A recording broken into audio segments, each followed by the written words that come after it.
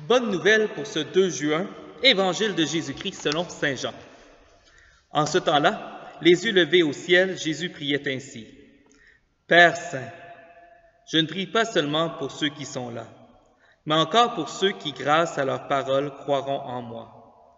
Que tous soient un, comme toi, Père, tu es en moi et moi en toi, pour qu'ils soient un en nous, eux aussi, pour que le monde croie que tu m'as envoyé.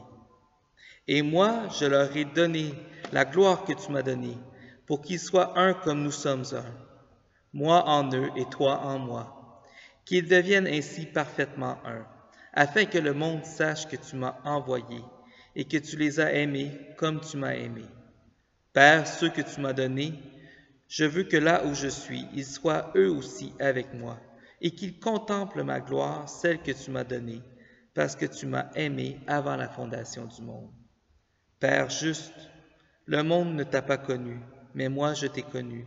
Et ceux qui ont reconnu que tu m'as envoyé, je leur ai fait connaître ton nom. Et je le ferai connaître pour que l'amour dont tu m'as aimé soit en eux, et que moi aussi je sois en eux. Acclamons la parole de Dieu. Louange à toi, Seigneur Jésus. Je profite de l'évangile d'aujourd'hui, Père qu'il soit un, pour que le monde sache que tu m'as envoyé. Ce texte-là est souvent le texte central pour l'unité des chrétiens. Pour moi, c'est une des plus grandes passions que j'ai dans l'ensemble de la théologie ou de la foi catholique. C'est ce désir que nous soyons un avec les autres chrétiens.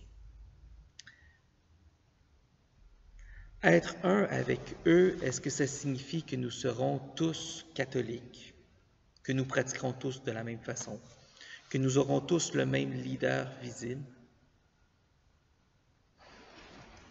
A priori, non. Pour moi, l'unité, elle ne vient pas de la conversion de nos entités visibles, ecclésiales, humaines, sociologiques, à une même unité. Notre unité, elle se fera par notre conversion au Christ. Je crois sincèrement avoir des frères de l'Église unie, de l'Église ménonite, de l'Église évangélique, de l'Église pentecôtiste, de l'Église orthodoxe. J'ai des frères en Christ.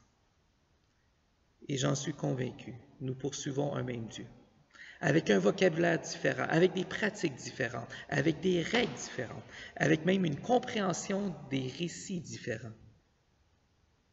Et malgré tout, il y a de nombreuses personnes dans ces églises auxquelles je me sens profondément lié en Christ. Alors, n'hésitez pas, chaque mois de janvier, on a une semaine pour l'unité des chrétiens. Participez à ce qui vous est proposé, que ce soit ici dans la paroisse Saint-Eustache ou dans le milieu où vous êtes. N'hésitez pas à participer. Et si ça n'existe pas dans votre milieu, talonnez votre évêque pour qu'il y existe quelque chose. Parce que l'unité des chrétiens, ce n'est pas un désir de Simon Lepage, c'est un désir qui nous vient de l'Église elle-même, dans son magistère Utenam Sind, si je ne m'abuse, un des décrets du Concile Vatican II.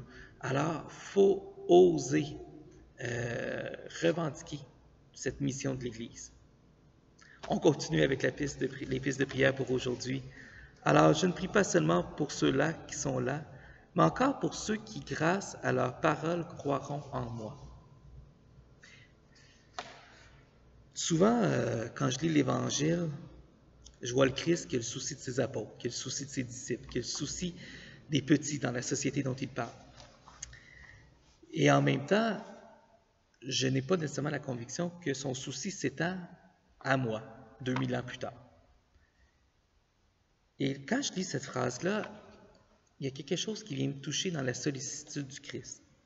Je ne te prie pas seulement pour ceux qui sont là, mais encore pour ceux qui, grâce à leur parole, croiront en moi. Moi, je me reconnais là-dedans. Et je vous reconnais aussi là-dedans. Alors, voir que le Christ déjà osait prier pour nous. Que tous soient un. Honnêtement, c'est un très petit texte qui vaut la peine d'être médité longtemps. Que tous soient un. On s'est parlé de l'unité des chrétiens, et c'est vrai. Mais il y a beaucoup d'unité dans la vie. Il y a l'unité de votre personne. Des fois, il faut unifier sa vie. Il y a l'unité de vos familles. Il y a l'unité de votre couple. Il y a l'unité de votre communauté chrétienne. Si vous êtes un intervenant pastoral, l'unité dans votre diocèse, dans votre communauté religieuse. Toutes ces unités-là sont importantes, je crois, aux yeux de Dieu. Qu'il soit un pour que le monde croie que tu m'as envoyé. Finalement, je leur ai fait connaître ton nom et je le ferai connaître pour que l'amour dont tu m'as aimé soit en eux et que moi aussi je sois en eux. De quelle façon prenons-nous conscience de l'amour du Christ en nous? Peut-être, si vous avez la pratique de l'Eucharistie, avoir peut-être cette petite phrase en tête. Pour que l'amour dont tu m'as aimé soit en eux et que moi aussi je sois en eux. Avoir peut-être ça la prochaine fois que vous allez à l'Eucharistie.